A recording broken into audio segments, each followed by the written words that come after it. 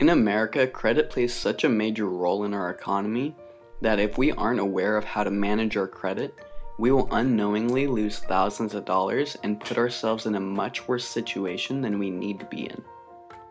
The difference between 4% and 5% on a 30-year fixed mortgage on a $225,000 house goes from $1,074 monthly to $1,208 monthly for the same exact house.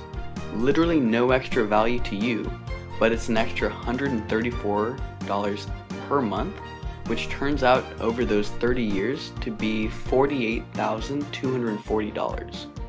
Do you see why credit is so important?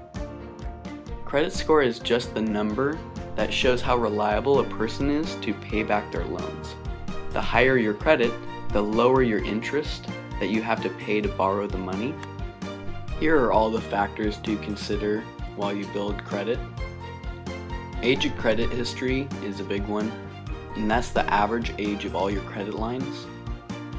Payment history makes up 1/3 of your score, so do everything possible to make at least your minimum payment to not get any late charges. Credit utilization is how much percent of your available credit you are currently using. In order to consistently grow your credit, keep this below 30%. The number and variety of accounts is another factor. Different types of loans will count differently. So auto loans, home loans, credit card loans, student loans, and any personal lines of credit. Auto loans are known as installment loans, while credit cards are known as revolving debt. Ideally, only have 3 to 5 credit cards, and do not get any department store credit cards. Derogatory marks or any missed payments or any things that are negatively impacting your credit.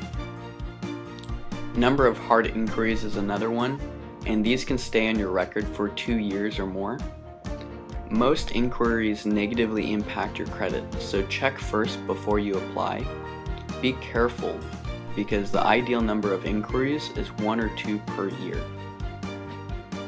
Debt to income is the last factor, and this is one of the biggest factors for qualifying for a loan next to your credit score. Creditors do the same income and expense analysis that we did in section 2 in order to see if you have enough money to pay on time.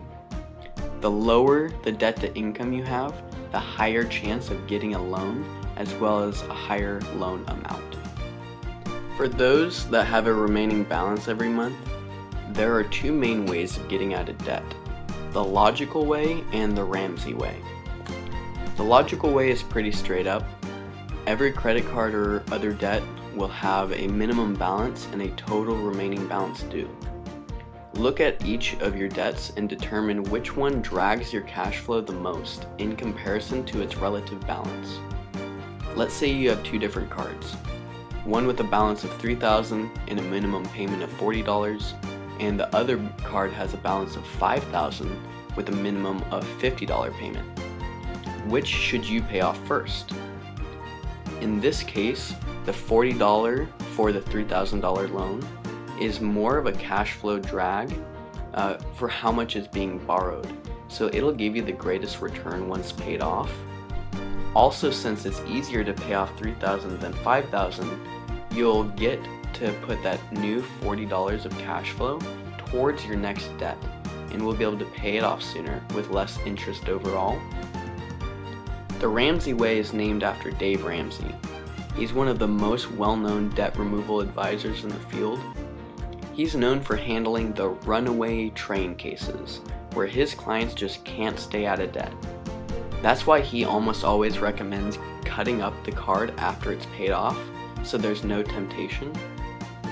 He says that even though it makes sense to pay off the cards that are dragging your cash flow the most, it never made sense to get into debt in the first place. Logic is hard sometimes because a lot of our actions are based on emotion.